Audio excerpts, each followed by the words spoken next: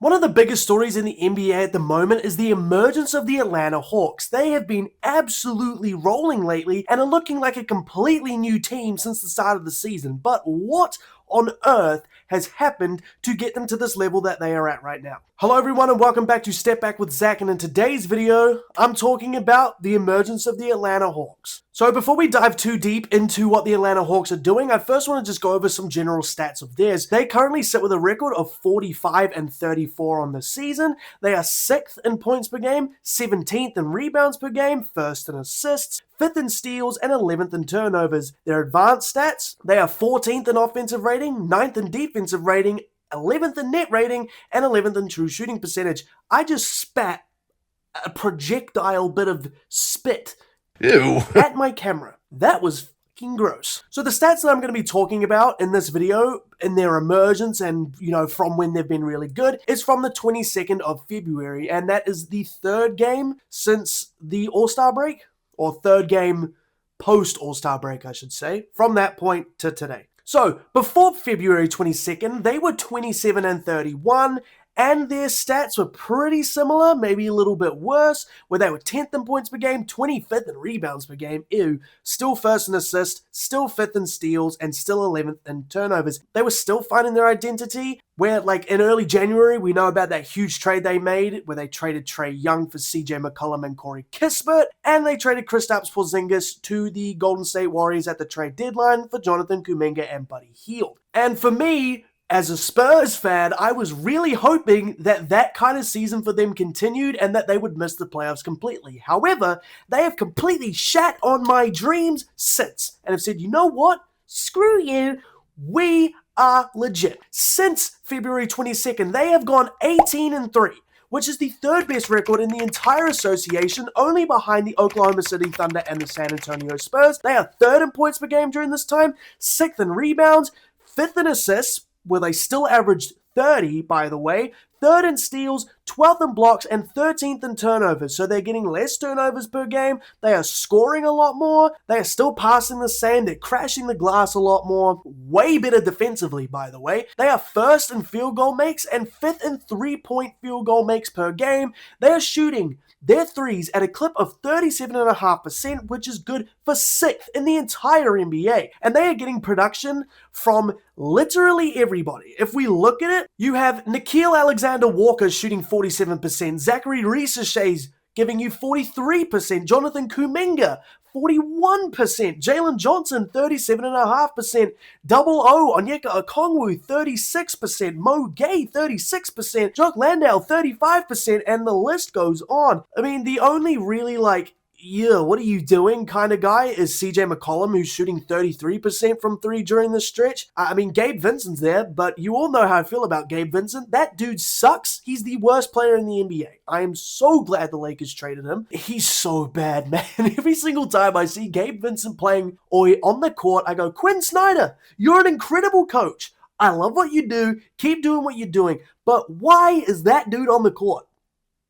Why? Whatever. He knows more than me. They're also 4th in offensive rating and 3rd in defensive rating, and this makes them one of 3 teams, along with the San Antonio Spurs and the Charlotte Hornets, who are in top 5 for both offensive and defensive rating, and this helps them have the 2nd best net rating in the entire association to go along with being 7th in true shooting percentage. Now, what makes the Atlanta Hawks stand out offensively during this time and just all season in general is the fact that they are an elite transition team. Jalen Johnson is one of the best transition attackers in the entire NBA. Whenever he gets the ball, he will always push. He will always look for those fast break points, and the offense just never seems to slow down when they are on the break. And the rest of the squad is really good at filling the lanes correctly and just getting out to the corners when needed or attacking the basket when needed. All season, I couldn't find it for this stretch, but all season they are 4th in transition points per game at a little over 30.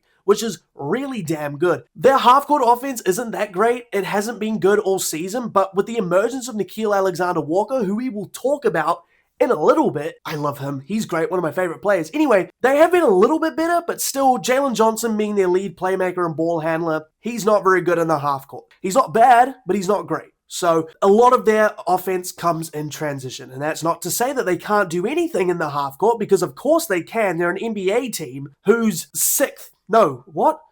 where are they? Who's fourth in offensive rating during this time, so they must be doing something, right? But I think the main thing, ultimately, that is really carrying them is their defense. Like I said, third in defensive rating during this time. They are sixth in terms of opponent points per game at 108.1, and they are outscoring their opponents by 14.5 points per game. But what the Atlanta Hawks are really good at doing is not allowing their opposing teams to get offensive rebounds. They are one of the best defensive rebounding teams in the NBA. I'm pretty sure they're like around top 5 in terms of defensive rebounding percentage. And with this, they are also one of the best paint protecting teams. They do not allow very many points in the paint. I'll put it on screen how many points in the paint they do allow on the season, because I can guarantee you I won't be able to find it during the stretch. They don't get a lot of blocks. Like, the person who's averaging the most blocks per game during this time is Onyeka Okongwu at 1.4, and then there's not a single other player who's getting more than 1 block. I mean, the person who's second in terms of blocks per game is CJ McCollum, but that's not their identity that the Atlanta Hawks have built. They are an insane, just perimeter switching, flying around everywhere, just causing chaos type of defense. And because they've got a lot of young dudes in Dyson Daniels and Jalen Johnson and Nickeil Alexander-Walker who are really solid defenders, and then people like Jalen Johnson and Nickeil who are really good two-way players. Sorry, Dyson Daniels, your shooting just sucks. They can afford to switch literally everything on the perimeter. And then you've got people like Reza Shea, who's pretty decent. CJ McCollum is not the best defender in the world, but he certainly isn't Trae Young. Like, he actually tries on defense, which is really good. Mo Gay's a solid piece off the bench as well. Like, there are good defenders on this team just everywhere. Now, during the stretch, like I said, they have beaten opponents by an average of 14.4 points per game, which is nuts. But this results in them not having very many clutch games. Of these 21 games that they have played, they have only had 6 clutch games where they have gone 4-2. So they've been better than average. They haven't been great, but they also haven't been bad there either. Not much to talk about. But obviously, the asterisk or the caveat. The thing that a lot of people are going to say about this run is that they have not had the hardest strength of schedule, which is not wrong. It's not wrong at all. Like, they've gone up against the Nets multiple times. They've gone up against the Wizards multiple times. The Bucks, the Mavericks. They beat the Magic, but the Magic have sucked recently. They destroyed the Grizzlies by 39 points. They beat a Golden State Warriors team without Steph and Jimmy. So, like, yeah, it hasn't been the hardest. They have had a couple solid wins in here against the Detroit Pistons. Now, a lot of you guys are saying, oh, they won that game by 1 point and they didn't have Cade Cunningham.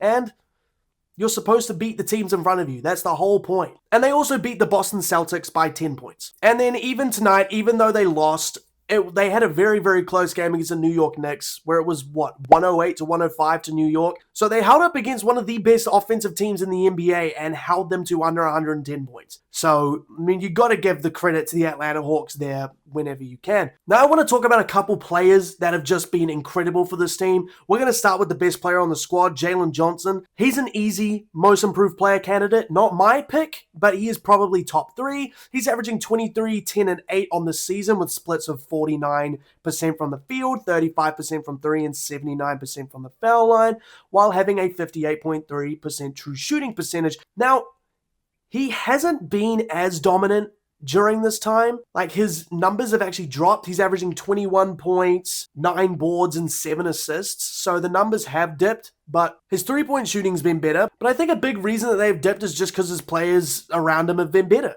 The players around him have been better. And because, as well, I think the season's gone along, he's gotten a lot more confident. Main playmaker on this team. He's still been Jalen Johnson. He's still been really, really good. I had him in my All-NBA second team this season. So I think Jalen Johnson's a very, very, very good player now. Stepped into a zone. He is the guy that Atlanta is going to be building around for many years to come. The dude is really young. Like, he's only, how old is he? He's 24. So he's a little older than me. But man, the Atlanta Hawks have got a very, very, very bright future with him at the helm. Good two-way player. He just needs to improve that half-court offense, like I was saying a bit earlier. And then I think Jalen Johnson can be one of the best players in the NBA. But the guy I think that has really pushed the Hawks into this position to where they have been so dominant is my favorite player on this team, Nickeil Alexander-Walker. Now, Nikhil is my pick to win the Most Improved Player award. He's averaging 21 points, 4 boards, and 4 assists on the season on shooting splits of 46% from the field, 40% from 3, and 90% from the charity stripe for a total of 61% true shooting. All of those numbers are career highs, by the way. And a big reason why I have him winning the Most Improved Player of the Year award is because quite literally, he has improved the most. He's up 11 points per game from last season. That is an insane jump. And the thing is, with the increased offensive volume, he's still an elite point of attack defender, and he will always take on the opposing player's second best perimeter player. Will always take on the opposing team's second best perimeter player because he has the luxury of playing alongside Dyson Daniels, who's a really, really good defender himself. However, since February 22nd, Nikhil's averaging 23 points per game while still maintaining 3 boards and 4 assists to go along with 2 steals per night on shooting splits of, get this, 53% from the field, 47% from 3, which I mentioned earlier, on 8 attempts, by the way, and 95% from the charity stripe on 5 attempts a game.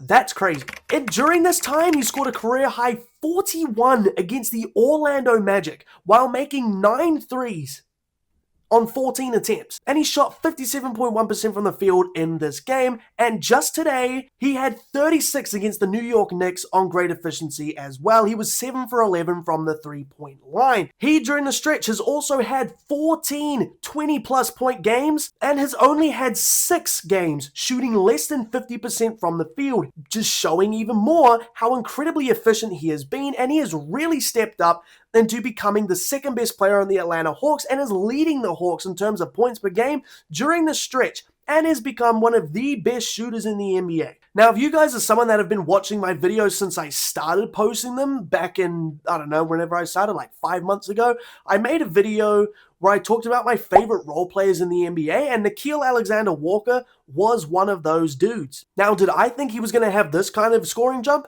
No, I did not. Absolutely not. But coming into his NBA career, Nickeil was actually looked at as someone who would be an incredible scorer. However, during his stints in Utah and New Orleans and Minnesota, that hadn't been the case. He showed glimpses of it in Minnesota last season, but he really became more of a defender. But this season in Atlanta, he's really been able to actually showcase his scoring ability, and it has not been disappointing to watch. I don't know, I guess that's the best way I could put it. He's been incredible. Shout out to Nickeil Alexander-Walker. Now, I just want to mention a couple other players real quick. Dyson Daniels, although is not a very good offensive player, he is averaging 2.4 steals during this time and has been way better at shooting. He is shooting 31% from 3. Now, before you say, that's actually not that good, he's shooting 18% from 3 on the season. 18. That's gross. So to be at 31% during this 21-game stretch from 18%, that's much improved. Dyson Daniels is also one of the best rebounding guards in the entire NBA. And when you are, how tall is he? 6'7", I'm going to say. Yeah, when you are 6'7" at the guard position, it's very easy to get a lot of boards. But on top of this as well, he's also one of the best offensive rebounders in the entire NBA.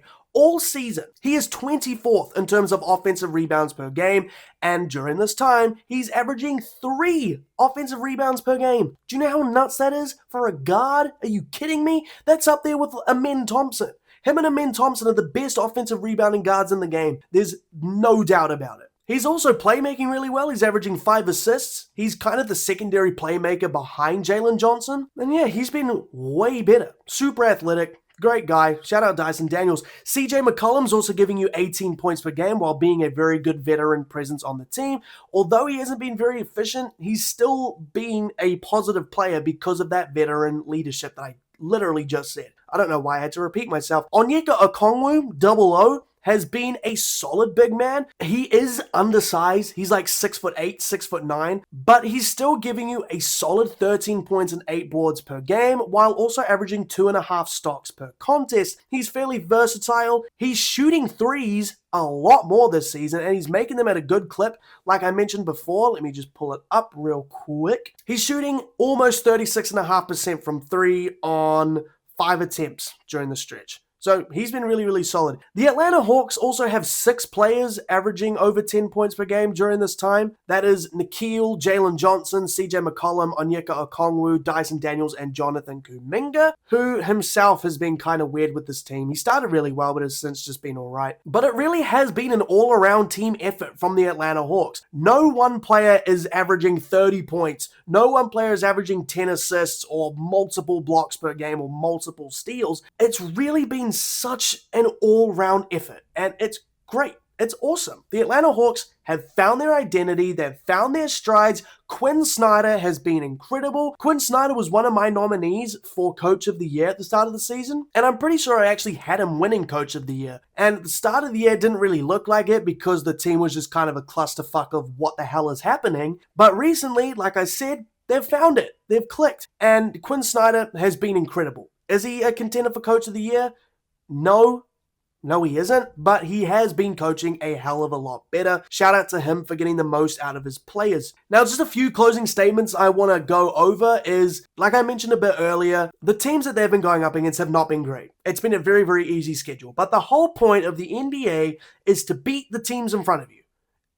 And they're doing that. That is how you show that you are one of the better teams in the NBA. When you beat the teams that you're supposed to beat, this sets a precedent onto how good you can potentially be next year. With a few more touch-ups, with a few more roster moves, with more experience, and just more confidence in general, the Atlanta Hawks can be a really, really, really solid team. They're clicking at the perfect time right before the playoffs. They currently sit as the 5th seed and are likely to go up against the Cleveland Cavaliers if they can hold this. And that matchup is kind of scary, I think, if you're the Atlanta Hawks, because I mean, Cleveland is super established. They're a great transition team and a great half-court team. They're really good at defending the paint. Cleveland is, because of the fact they've got Jarrett Allen and Evan Mobley. Do I see this Atlanta Hawks stretch translating to the postseason? I don't know. It's kind of hard to say. The good news is that their next 2 games are against